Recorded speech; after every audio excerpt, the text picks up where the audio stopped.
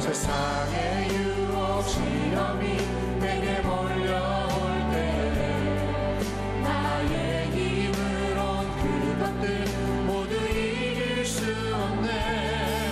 거대한 폭풍 가운데 위축된 나의 영혼 어찌할 바를 몰라 헤매이고 있을 때 주를 찬양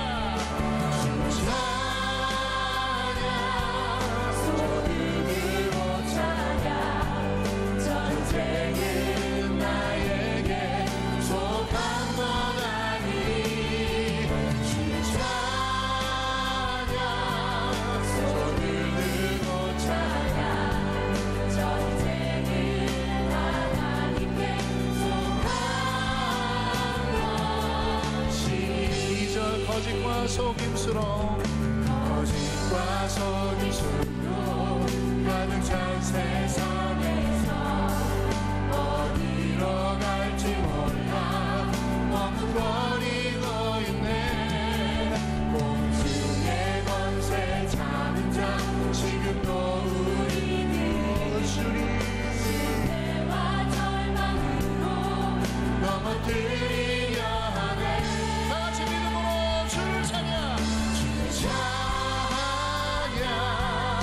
손을 들고 찬양 전쟁은 나에게 속한 건 아니니 주를 찬양 손을 들고 찬양 전쟁은 하나님께 속한 것이니.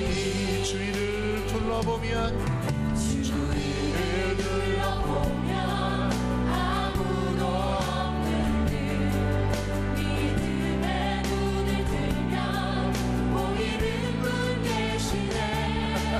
지금도 안에서 역사하고 계시는 사망과 어둠의 권세 물리치신 예수님. 할렐루야. 주를 찬양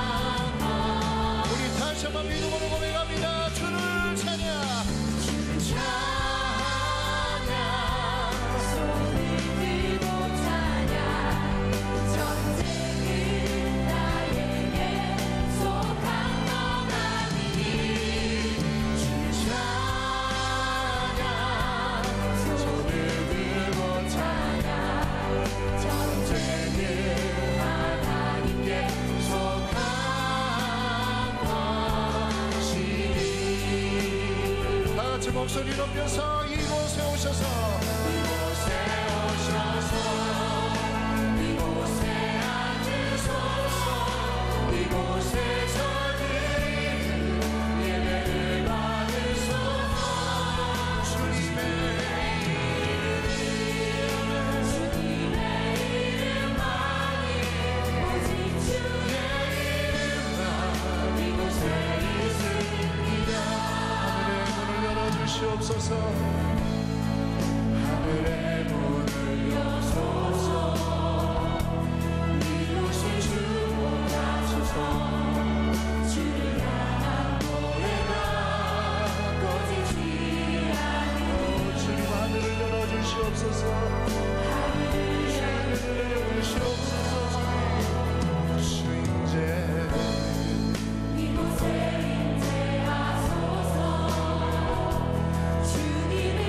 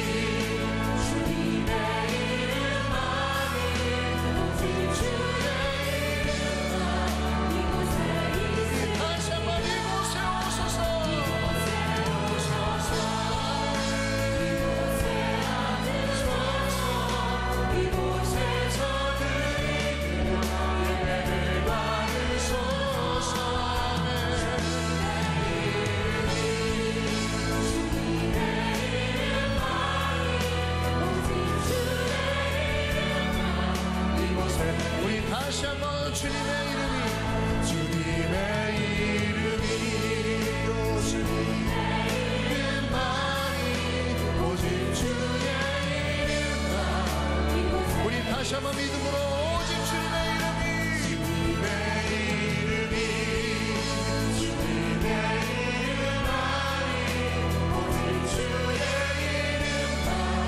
이곳에 있으리라. 할렐루야.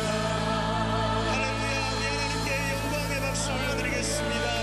네, 주님을 찬양합니다. 다 함께 사도신경으로 신앙 고백하겠습니다. 전능하사 천지를 만드신 하나님 아버지를 내가 믿사오며 그 외아들 우리 주 예수 그리스도를 믿사오니 이는 성령으로 잉태하사 동정녀 마리아에게 나시고 본디오 빌라도에게 고난을 받으사 십자가에 못 박혀 죽으시고 장사한 지 사흘 만에 죽은 자 가운데서 다시 살아나시며 하늘에 오르사 전능하신 하나님 우편에 앉아 계시다가 저리로서 산자와 죽은 자를 심판하러 오시리라. 성령을 믿사오며 거룩한 공회와 성도가 서로 교통하는 것과 죄를 사하여 주시는 것과 몸이 다시 사는 것과 영원히 사는 것을 믿사옵나이다. 아멘. 오늘 우리에게 주시는 하나님의 말씀은 요한일서 4장 7절부터 11절까지 말씀입니다. 신약성경 391면에 있습니다. 제가 봉독하겠습니다. 사랑하는 자들아, 우리가 서로 사랑하자. 사랑은 하나님께 속한 것이니 사랑하는 자마다 하나님으로부터 나서 하나님을 알고 사랑하지 아니하는 자는 하나님을 알지 못하나니 이는 하나님은 사랑이심이라. 하나님의 사랑이 우리에게 이렇게 나타난 바 되었으니 하나님이 자기의 독생자를 세상에 보내심은 그로 말미암아 우리를 살리려 하심이라. 사랑은 여기 있으니 우리가 하나님을 사랑한 것이 아니요 하나님이 우리를 사랑하사 우리 죄를 속하기 위하여 화목제물로 그 아들을 보내셨습니다. 사랑하는 자들아, 하나님이 이같이 우리를 사랑하셨은즉 우리도 서로 사랑하는 것이 마땅하도다. 아멘.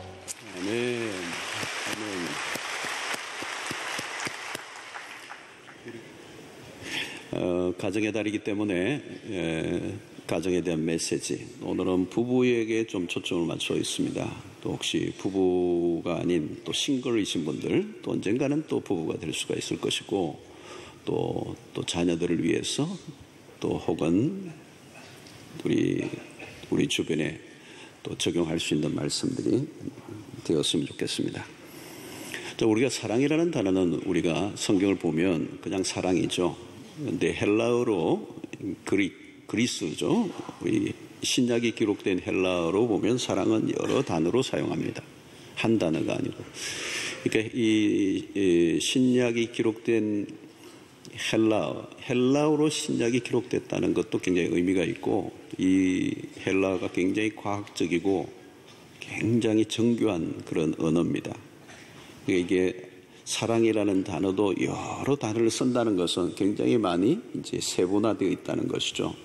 우리는 사랑입니다만은 헬라어로 특별히 이제 우리에게 많이 알려져 있는 사랑이라는 단어가 아가페라는 단어고, 또 필리아라고 하는 단어, 그리고 에로스라는 단어 우리가 많이 듣습니다. 그리고 스톨게라고 하는 단어들, 이런 단어들이 대표적인 단어들입니다. 오늘은 이 세 가지, 이 아가페, 필리아, 에로스라고 하는 이 세 가지를 조금 이제 살펴보려고 합니다. 사도 요한은 사랑은 본래 하나님으로부터 온 것이다, 이렇게 오늘 본문에서 얘기합니다. 하나님은 사랑이시다. 자, 하나님은 사랑이 본질이시다. 사랑을 분리시킬 수 없다. 그래서 우리는 그 하나님을 알게 될 때 하나님의 사랑을 알게 된다는 것. 우리가 사랑을 알고 있다면 그 사랑은 하나님께로부터 온 것이다. 또 우리가 하고 있는 모든 사랑은 일종의 하나님으로부터 온, 또 하나님이 보여주신 사랑에 대한 모방이다, 그렇게 볼 수가 있습니다. 우리에게서는 사랑이 나오지 않고 그 모든 사랑은 하나님께로부터 왔다. 우리가 하나님을 알아가면 알아갈수록 뭘 배워가는가 하면 사랑을 배워가는 것이다. 하나님을 아는데 사랑을 모른다, 그럴 수 없다는 것입니다. 자, 오늘 4장 7절로 8절에 보면 사랑하는 자들 우리가 서로 사랑하자. 사랑은 하나님께 속한 것이다. 사랑하는 자마다 하나님으로부터 났어 하나님을 알고, 사랑하지 아니하는 자는 하나님을 알지 못하나니 이는 하나님은 사랑이시다.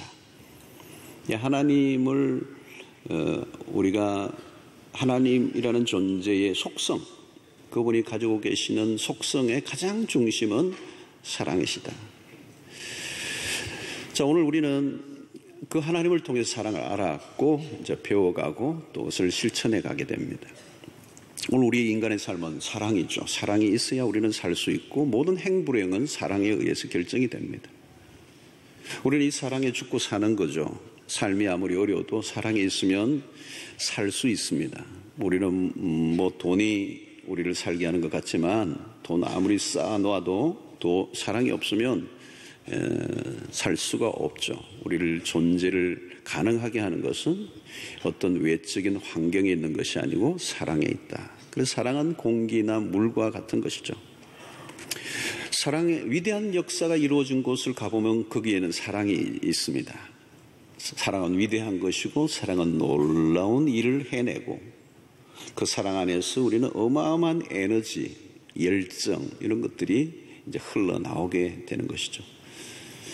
자, 오늘 우리의 인생의 모든 불행 그리고 고통을 그슬로 올라가 보면 사실 다른 게 아니고 사랑의 문제입니다. 오늘날 우리가 사랑의 오염도가 높아졌습니다. 왜곡된 사랑이 많아진 거죠. 사랑이라고 하는데 그 사랑이 아닌 것입니다. 요즘 미세먼지 때문에 우리가 굉장히 많이 어려움을 겪고 있는데요. 공기 안에 이 대기 오염이 이제 오염이 돼 있으니까 호흡을 하면 그 오염된 물질이 들어오는 거죠. 그 병을 만들어내고 또 호흡을 안 할 수는 없고, 요즘 아침에 일어나면 미세먼지 농도부터 체크를 해요. 창문을 열 건가 말 건가. 공기는 공기인데 오염되어 있는 것입니다. 오늘 우리 사랑이 그래요. 미세먼지의 그 오염보다 더 많은 오염이 사실 사랑에 있습니다. 그래서 우리가 사랑을 하긴 하는데 오염된 사랑, 왜곡된 사랑, 제대로 된 사랑이 아닌 거죠. 그 사랑은 하는데 병이 들고, 사랑은 하는데 고통하고, 사랑하긴 하는데 오늘 우리가 불행한 삶을 살고 있습니다. 자, 오늘 우리는 이 시대 가정이 많이 흔들리고 있습니다. 부부관계가 어느 때보다 위태로워졌고요. 우정도 마찬가지. 우정이 쉽게 깨어지기도 하고요. 그리고 형제 간의 우애도 이전 같지 않아요. 부모와 자녀와의 관계도 혼란을 겪고 있습니다. 이게 총체적인 것입니다. 우리의 관계들이 이전 같지 않는, 사랑의 형태는 갖고 있는데 내용은 매우 부실해졌다는 것입니다. 오늘 우리는 부부의 날로 합니다. 부부의 날. 오늘 제가 장로님한테 보니까 21일이 5월 달에 가정의 달에 21일이 부부의 날이랍니다.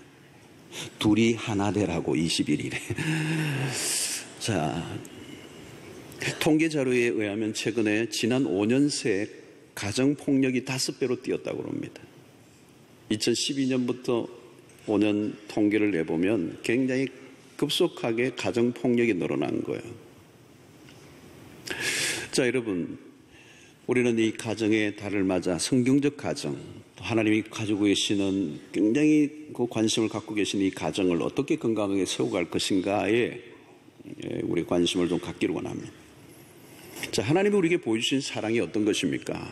하나님이 우리에게 보여주셨던 그 사랑을 우리는 아가페라고 얘기합니다. 요한복음 3장 16절을 보면 하나님이 세상을 이처럼 사랑하사 할 때 우리는 사랑하사 하죠. 사랑이 어떤 사랑입니까? 여기서 사랑은 아가페예요. 어떤 사랑이죠? 독생자를 주신 사랑. 누구에게 주셨습니까? 죄인 된, 사랑을 받을 만한 것이 눈꼽만큼도 없는 상태에 있는 인간을 위하여 독생자를 아낌없이 내어주신 사랑. 이 사랑에는 이유가 따로 없어요. 하나님은 이유 없이 설명할 수 없는 그런 사랑을 우리에게 보여주셨습니다. 세상에서 우리가 만나는 사랑은 거의 대부분 무엇 때문에 사랑이죠. 조건이 있는 것입니다. 항상 조건이 있어요. 어떤 사랑이든지 우리는 세상에 만나는 사랑은 겉보기는 미화되고 멋있게 보이고 표현되어도 결국은 조건이 있습니다.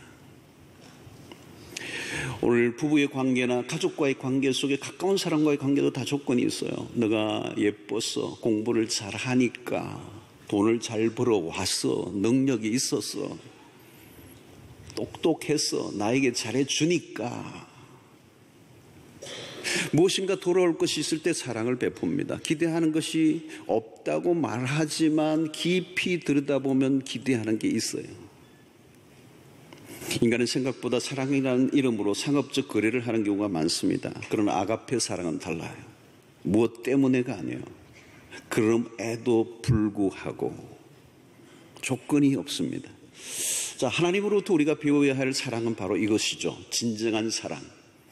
우리는 하나님의 아들 예수 그리스도의 십자가의 죽으심을 통하여 하나님이 우리가 세상에서 전혀 경험해 보지 못했던 독특한 전혀 다른 차원의 사랑을 우리에게 베푸셨다는 걸 깨닫는 것입니다. 전에는 듣도 보도 못했던, 세상에서 한 번도 그 누구에게도, 아니 부모에게마저도 경험할 수 없었던 이 조건 없는, 이 무조건적인, 그리고 일방적인, 설명하고 이해하기 어려운 어마어마한 사랑으로 우리에게 다가오신 거예요. 그래서 바울은 에베소서 3장 18절에 19절을 보면은 너희 모든 성도와 함께 지식에 넘치는 그리스도의 사랑을 알고 그 너비와 길이와 높이와 깊이가 어떠함을 깨달아 하나님의 모든 충만하신 것으로 너에게 충만하게 하시기를 구하노라. 바울이 에베소 교회를 향하여 가졌던 기도가 이거예요. 너희들이 하나님의 사랑을 좀 알기를 원한다. 그 사랑의 너비와 길이와 높이와 깊이가 어떠함을 깨달아 알기를 원한다. 여러분, 우리 신앙생활에 초점이 하나 있는데 그게 뭐냐면 그 하나님의 사랑을 점점 더 알아가는 거예요. 너비가, 그리고 깊이가, 그리고 높이가. 찬송가에 그런 거 있잖아. 하늘을 두루마리 삼아도, 바다를 먹물 삼아도 그 하나님의 사랑을 다 표현할 수 없다고 얘기하는 것입니다. 자, 여러분, 우리가 누군가를 사랑하려고 애쓰기 전에 먼저 해야 할 일은 하나님의 그 사랑을 먼저 경험하는 일이 선제되어야 된다. 하나님으로부터 온전한 사랑을 배우기 전에 사람들과 관계를 맺으면 상처를 주고받을 가능성이 높습니다. 우리에게는 누구도 온전한 사람이 없기 때문에 우리는 누군가를 사랑하려고만 애씁니다. 그러나 어려워요. 사랑할 만한 사람은 사랑하기가 쉽지만, 그러나 인생을 살아가는 날들 동안에 내가 사랑하기에 딱 좋은 조건과 모든 걸 갖춘 사람을 만난다는 것은 쉬운 것이 아니기 때문에 우리가 할 일은 누군가를 사랑하려고 애를 쓰기보다 사랑의 사람, 사랑할 만한 사람이 되는 일이 먼저 필요한 것입니다. 내가 사랑할 만한 사람이 되면 사람에 따라 오락가락하지 않을 수 있다는 거죠. 상대가 나에게 잘해주든 잘해주지 않든 상관없이 나의 편에서 꾸준히 사랑할 수 있게 하는 이 사랑이 바로 아가페, 하나님이 우리에게 보여주신 사랑입니다. 하나님은 상대의 행동에 따라 사랑하기도 하고 미워하기도 하시는 분이 아니요, 하나님은 사랑이시라는, 그 말은 하나님은 사랑할 수밖에 없으신 분이라고 하는 의미가 들어있습니다. 어떤 조건을 가지고 사랑하시는 분이 아니라는 거예요. 자, 우리는 이 부부관계 안에서 이 아가페의 사랑을 실천해야 합니다. 어떤 조건을 가지고 대하면 오래 갈 수가 없어요. 결혼은 거래 관계가 되어서는 안 된다는 거예요. 조건부, 뭐 때문에 당신이 너무 예뻤어 라고 하는 그 조건으로 결혼을 하고 부부생활을 계속하면 어떻게 돼요? 그 예쁨이 오래 가나요? 아주 예쁜데도 이혼하는 경우도 있잖아요. 돈이 많아서 내가 결혼을 했으면 그 조건이 문제가 되면 사랑할 수 없는 거잖아요. 그러면 금이 가기 시작하는 거예요. 여기 아가페의 사랑은 뭐 때문에가 아니고 불구하고의 사랑이라는 거죠. 이것은 감정보다 의지가 더 들어가는 것입니다. 무엇을 따지지 않고 사랑하는, 상대가 나에게 어떤 태도를 보이든지 사랑하는 쪽으로 기울어져 있는, 그것이 바로 아가페의 사랑입니다. 우리는 성경을 통하여 하나님이 우리에게 보여주신 그 사랑이 아가페였어요. 그분은 I will, 그분은 의지를 가지고 상대 쪽에 우리가 끊임없이 이스라엘이 실패하고 죄를 짓고 연약하여 하나님을 벗어난다, 원수로 이렇게 그 관계를 깨기 위해서 외도를 해도 이스라엘 백성을 끊임없이 끌어안으시고 구원을 이루어 가시는 언약의 신실하신 하나님, 그분은 아가페의 사랑으로 그 백성을 대하신 거죠. 끝까지 그 백성에 대한 약속을 지키시는 신실하신 하나님, 그분은 충성을 하시고 책임을 다하시는 하나님, 그게 아가페란 말이죠. 우리의 부부의 관계 안에 그 아가페의 사랑을 실현해 가야 된다는 거예요. 부부가 함께 오래 관계를 유지해 가는, 그게 하게 하는 힘은 아가페에 있다는 겁니다. 결혼 관계가 때로는 힘들고 어려운 순간이 오지만 그럼에도 불구하고 서로의 언약의 관계 안에 부부를 이루은 그 약속을 지켜가는, 책임을 다하는, 충성을 다하는 그 아가페. 때로는 내 감정이 사랑으로 일어나지 않아도 여전히 그 의지를 다하여 그 책임을 완수해 가려고 하는 그 태도가 아가페라고 하는 것입니다. 자, 두 번째, 우정이라는 게 있어요. 필리아. 필리아는 상호적인 사랑입니다. 형제 혹은 우정을 말합니다. 주고받는 사랑이죠. 사랑이란 주고받으며 하는 것입니다. 우리의 삶에 우정이 필요합니다. 성경의 우정을 가장 잘 알려주는 대표적인 사건은 다윗과 요나단의 얘기죠.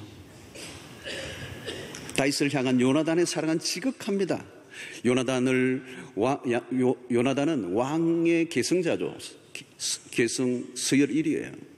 사울의 아들입니다. 다윗과 경쟁 관계에 있어요. 어떤 면에서. 그렇지만 다윗을 보호합니다. 우정이 깊죠. 우정이 어디까지 갈 수 있는가를 보여줍니다. 다윗은 사울의 적대감과 광기 속에서도 살아남을 수 있던 것은 요나단과의 우정 때문이었어요. 요나단은 아버지와의 관계보다, 혈육보다 이 다윗과의 우정을 더 중요하게 여겼습니다. 다윗 역시 요나단과의 우정이 있었기 때문에 사울에 대한 충성을 끝까지 지킬 수 있었던 것입니다. 자, 여러분, 사랑을 받기 위해서 주는 관계가 필리아이기도 합니다. 그런데 이 부부 관계 속에서도 우정이 필요하다는 것. 함께 오래 살다 보면 부부는 친구처럼 지내게 되는 것입니다. 육체적인 사랑을 넘어선 깊이 있는 사귐을 가질 수 있다는 것. 함께 있는 것 자체가 즐거워지는 관계. 서로에게 다른 어떤 것을 요구하지 않아도 그냥 좋고 편안한 관계. 그게 부부예요. 때로는 우정이 금이 가기도 합니다. 말다툼을 하기도 하지만 시간이 지나면 점점 깊어져가는 우정이 그런 것이죠. 달리 뭘 요구하지도 않아요. 그냥 만나는 게 좋잖아요. 이 부부의 관계 속에 필리아가 필요하다는 거예요. 필리아. 가정을 벽돌 하나하나 쌓아가는 것과 같이 시간을 들여 오랜 시간 만들어가는 것. 필리아의 사랑입니다. 필리아의 사랑은 조금씩 깊어져 가는 것이죠. 좋을 때도 있지만 때로는 위기를 맞을 때가 있어요. 그러나 고비를 넘겨가면서 세월이 흐르면서 점점 그 우정은 깊어져 가고 견고해진다는 겁니다. 이 견고한 필리아의 사랑은 우리의 삶을 행복하게 할 수 있습니다. 필리아의 사랑도 대단한 힘을 발휘합니다. 배우자는 최고의 친구이며 소울메이트가 될 수 있습니다. 특별히 나이가 들어가면서 이 필리아의 사랑이 더 중요해집니다. 아이들을 키울 때는 아이들 때문에 서로의 시간을 가지지 못했습니다. 아이들에게 다 쏟아부었어요. 그런데 아이들이 크고 나면 부부는 이전보다 훨씬 더 만족한 시간을 가지며 사랑이 깊어질 수가 있습니다. 여기에서는 필리아의 사랑이에요. 살아갈수록 신체적인 매력보다는 인격의 아름다움에 더 매료되고 그것이 더 중요해집니다. 외적인 아름다움이라고 하는 것은 세월이 흐르면 시들어지는 것이죠. 몸이 붉고 어쩔 수 없는 운명의 살들이 떨어져 나가지 않고, 여인들은 기미가 생기고 화장을 한 것이나 안 한 것이나 큰 차이가 없는 순간이 찾아오기도 하고, 60이 넘으면 인물의 평준화가 이루어지며,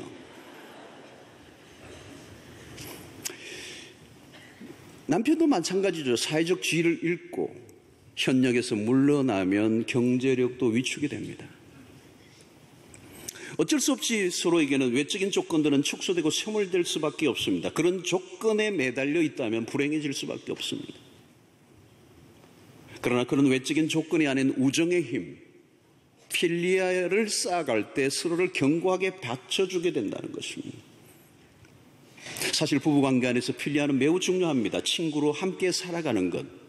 부부는 인생의 길에서 일평생 최고의 친구, 점점 더 막역한 친구가 되어져 가는 것, 함께 있는 그 존재로 인하여 충분한 이 우정, 필리아, 그것이 부부의 관계 속에서 특별히 나이가 들어가면서 매우 중요한 요소가 된다는 것입니다. 세 번째 사랑은 에로스예요. 에로스. 부부 사이가 우정으로만 지탱할 수는 없어요. 매우 중요한 것은 에로스입니다. 우리가 흔히 얘기하는 에로틱이라는 단어는 에로스에서 나왔습니다. 관능적인 사랑, 성적이고 선정적인 사랑이죠.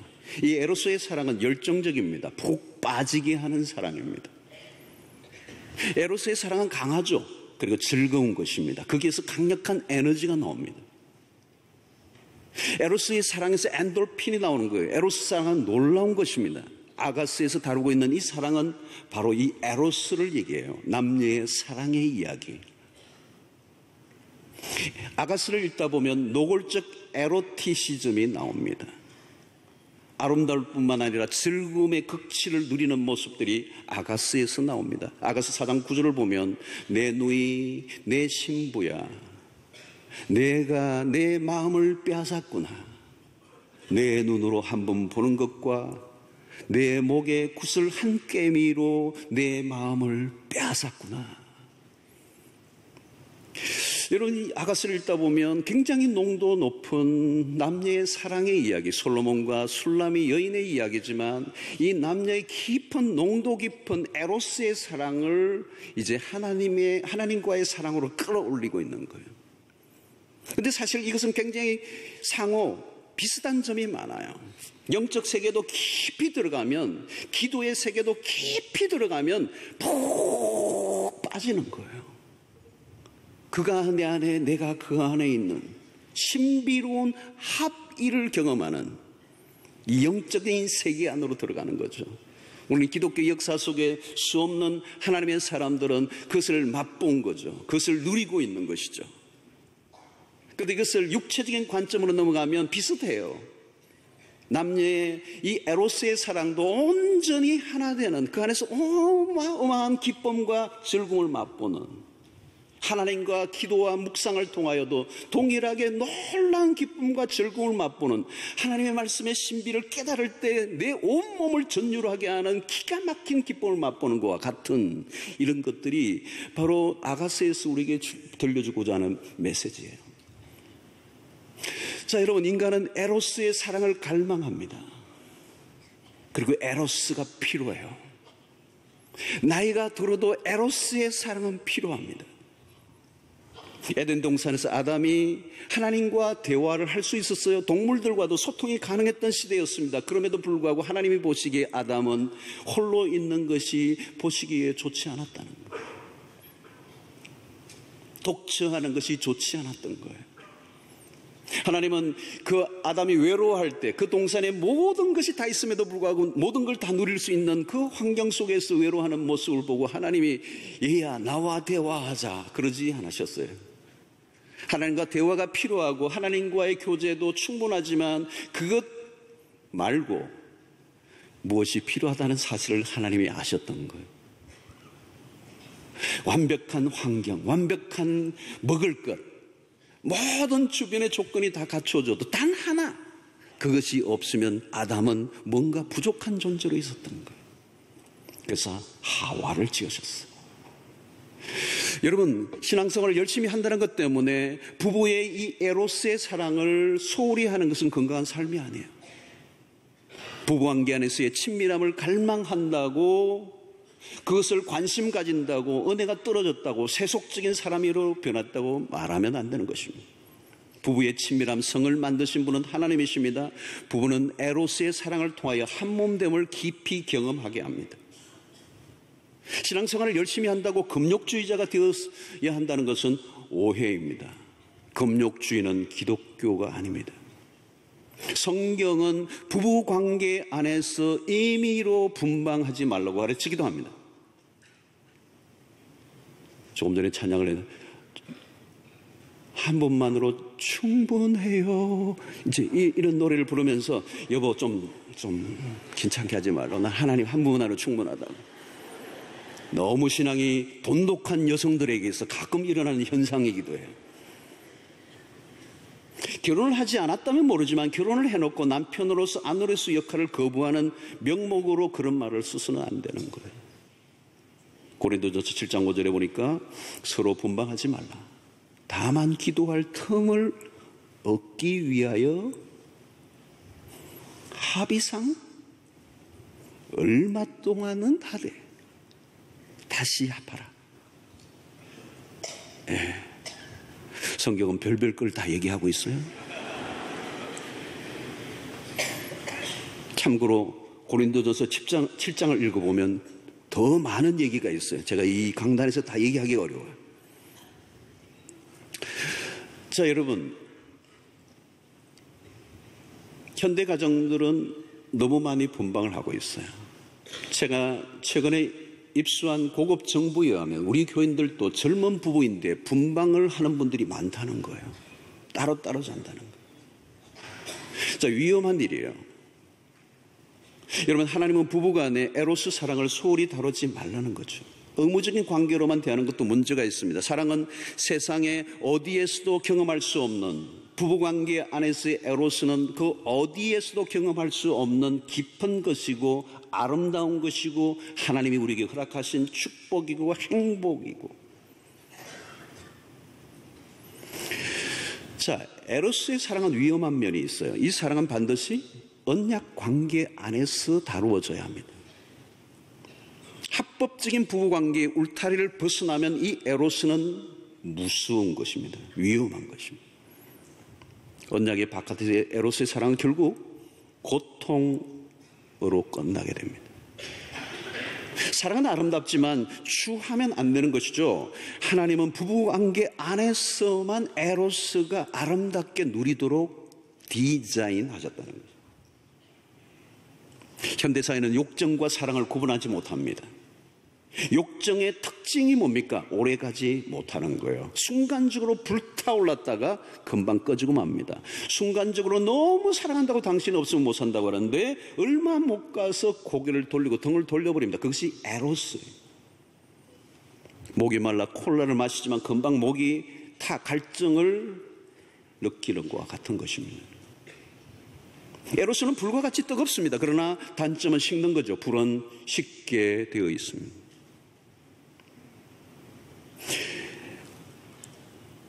처음 결혼할 때 남녀가 너무 뜨겁죠. 그 에로스가 있어요. 그게 결혼을 가능하게 하는 것입니다. 근데 이 콩깍지, 그 씌워질 때 그 뜨거웠던 그 콩깍지,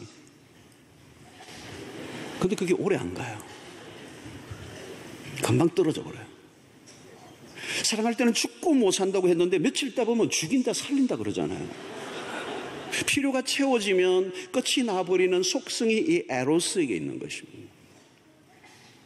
에로스는 필요해요. 그런데 에로스의 특성이 있다는 것입니다. 오늘날 문제는 정상적인 부부는 매우 지루하고 흥미롭지 않은 관계로 만들어 놓고 비정상적인 관계에서 에로스를 미화해버리는 것입니다. 그래서 성언을 이기적인 만족을 시키는 상품화 도구화로 시켜버린 것입니다.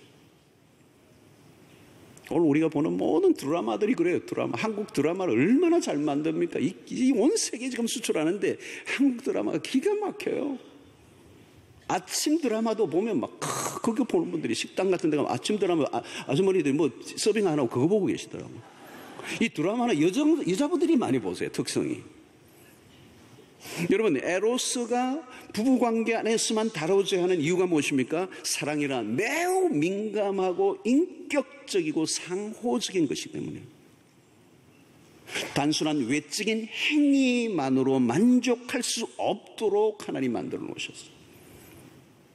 사랑은 육체적인 것을 포함하지만 육체는 일부에 불과하는 거예요. 전부가 육체가 전부인 것처럼 만드는 게 세상이 만들어 놓은 사랑의 왜곡이에요. 에로스의 왜곡이에요.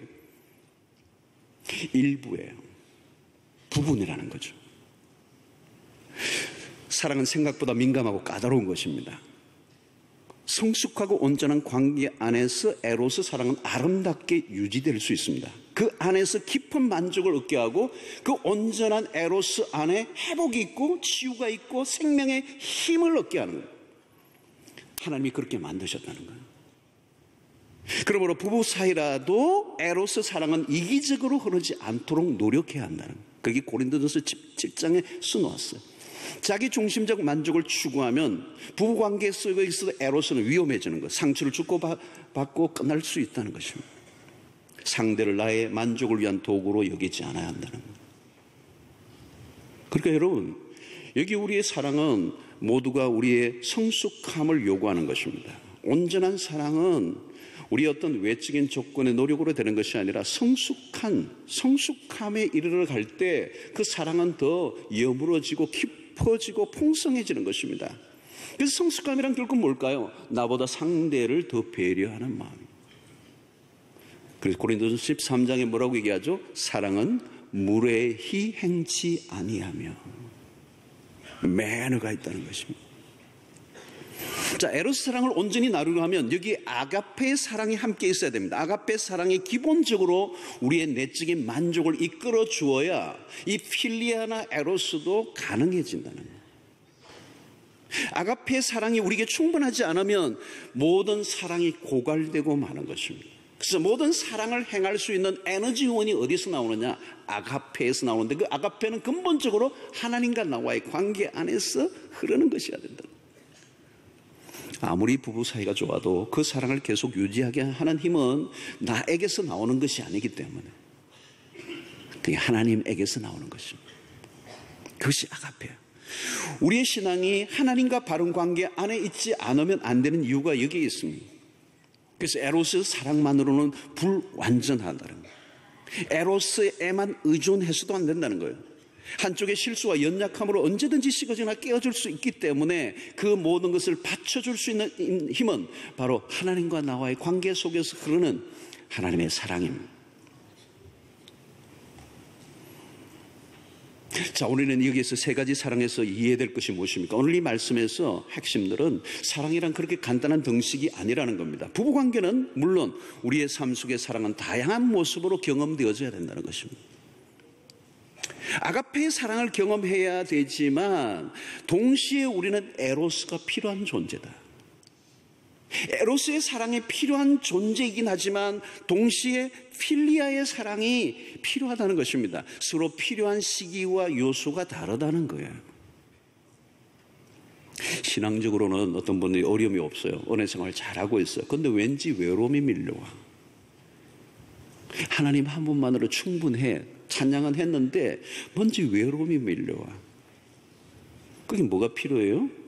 어쩌면 부부관계의 터치, 친밀함, 이런 인격적 또 삶을 함께 나눈 에로스 혹은 필리아의 사랑을 내가 원하고 있는 것이죠. 하나님이면 충분해. 근데 하나님은 인간을 그렇게 만들어 놓지 않았어요. 사람과의 관계를 통하여, 결혼 관계 안에서 부부의 관계를 통하여 에로스가 필요하고 때로는 필리아가 필요하다. 여러분, 수직적인 관계로만 부족함이 없지만 수평적인 관계들이 있는 거예요. 그래서 우리가 공동체가 필요하잖아요. 하나님께 혼자서 막 돌을 닦고 예배를 하고 막 그냥 깊은 심오한 세계로 나아가도 좋지만 왜 교회가 필요해요? 이 관계, 수직과 수평의 관계가 필요하다는 거예요. 부부의 관계 속에서도 에로스가 필요한 때가 있지만 때로는 필리아가 필요하다는 거예요. 특별히 나이가 들어가면서 늘 에로스를 강조하면 그 문제가 있죠. 그런 사람을 우리는 소위 변태라고 얘기하잖아요.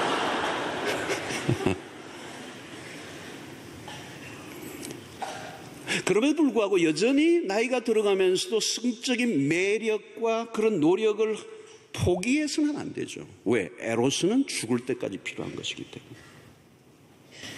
이제 결혼했으니 막 그냥 알았어. 그게 아니에요. 우리는 서로 사랑의 방식의 변화가 있다는 것을 이해할 필요가 있어요. 어떤 때는 뜨겁지는 않지만 은은하게 서로를 바라보고 차를 마시며 함께 길을 걸으며 손을 잡고 가면서 우정을 쌓아가는, 그렇게 사랑은 적절하게 표현되어져야 되고 경험되어져야 되는 것입니다. 사랑의 방식과 표현도 다양합니다. 우리가 하나의 등식만 가지고 요구하면 안 되는 거죠. 언어적 요소에서도 우리가 많은 오해를 합니다. 한국 남성들은 특별히 표현에 약하죠. 우리 연세 많으신 분들 물어보니까 한 번도 일평생 아내에게 사랑한다는 말을 해본 적이 없어요. 연세 드신 분들은 그러시더라고요.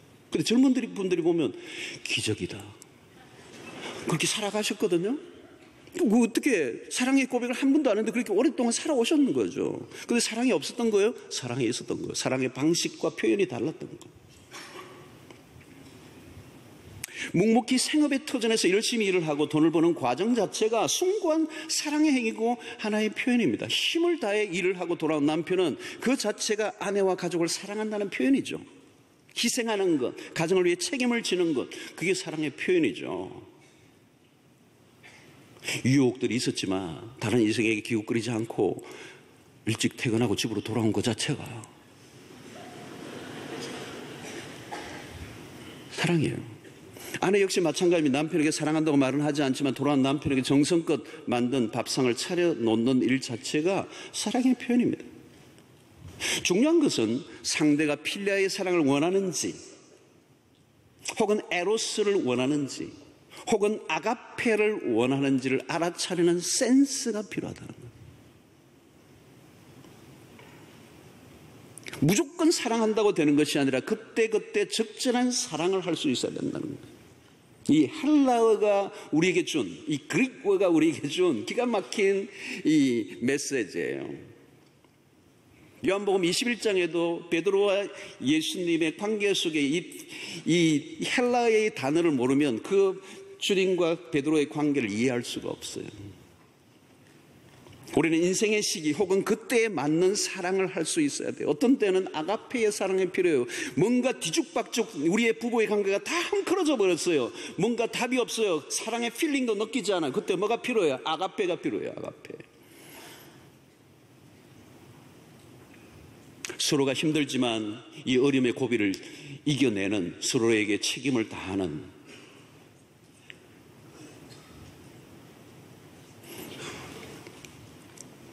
때로는 에로스가 필요한 순간에는 서로에게 그 에로스를, 필요를 채워주는 노력들이 필요해요. 필리아의 사랑이 필요한 순간이라면 충분한 대화를 통하여 바쁘고 힘든 일상 속에 가져지지 못했던 그 대화를 충분한 시간을 좀 가지고 만들며 우정을 쌓아가는 노력을 해야 된다는 거예요. 그래서 둘도 없는 친구로서 정서적 만족을 함께 누리는 노력들.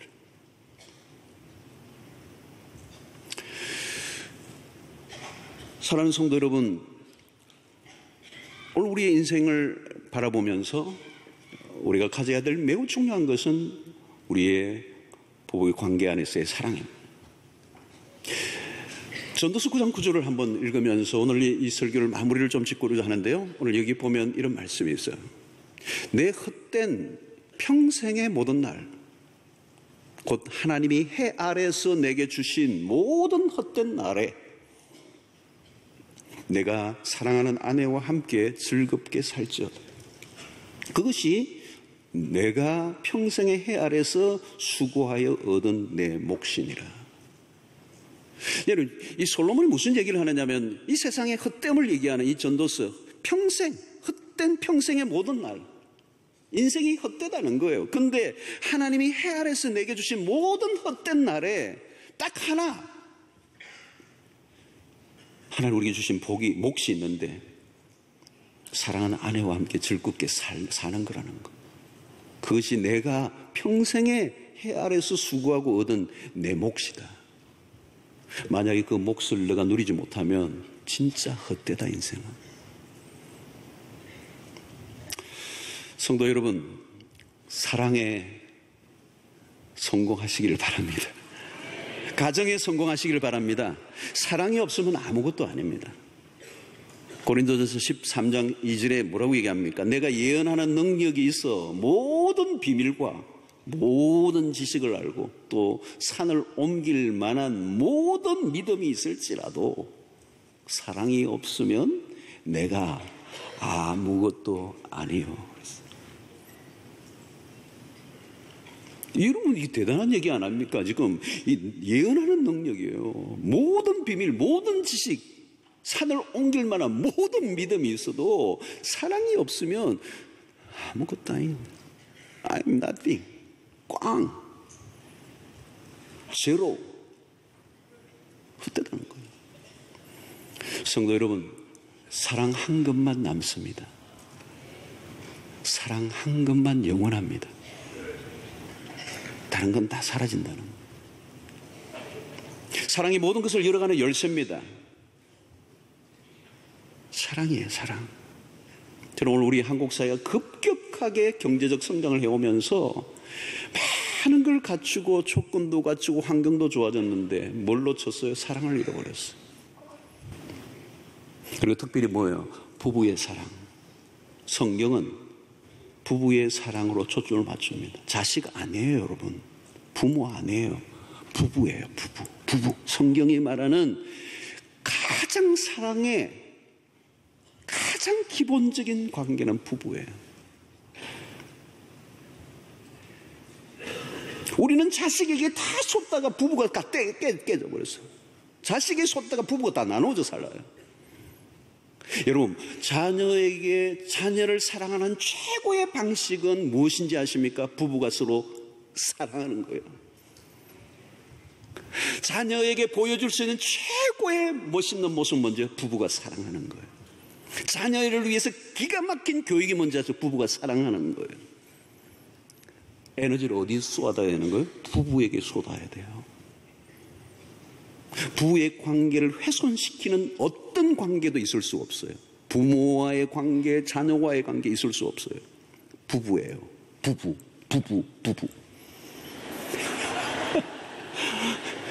강조가 됐습니까? 우리가 이거를 깨고 다른 걸 할 수 있는 게 없어요. 이게 성경적 개념이에요. 오늘 부부의 날이래요.